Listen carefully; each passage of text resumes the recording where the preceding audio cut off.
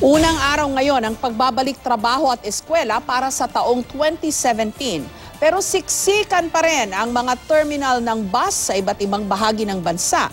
Sa dami naman nag-aabang na makasakay, kaya naman pati mga kolorum na sasakyan, pinapatulan na ng mga desperadong pasahero. May report si Mark Salazar. Pare-pareho ang kwento ng mga pasahero sa Araneta Center Bus Station.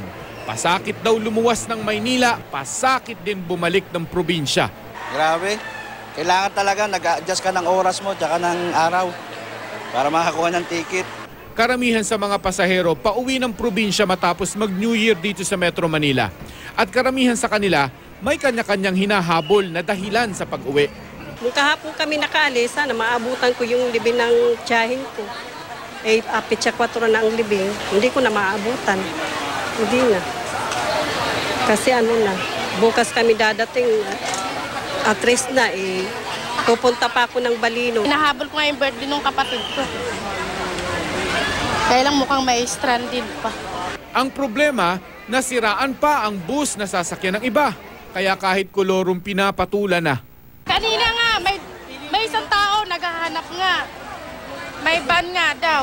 Ngayon tuloy wala na kayong masakyan. Ganito rin ang tagpo sa ilang terminal sa Northern at Central Luzon. Ang mga bus ilang minuto lang ang binibilang bago mapuno at bumiyahe pa Metro Manila. Sa Bicol Region, daan-daang pasahero ang magdamag na naghintay sa mga terminal. Mga chance passenger na nakikipagsapalaran makauwi lang. Kulang naman ang mga bumabiyahing bus sa Lipa, Batangas dahil sa dami ng mga pasahero. Ang mga hinihintay kasi nilang bus naipit sa traffic sa Metro Manila. Kaya ang MMDA sinuspinde ang number coding para sa mga bus na galing Katimugan ngayon at bukas para matugunan ang biyahe ng mga bus papasok at papalabas ng Metro Manila.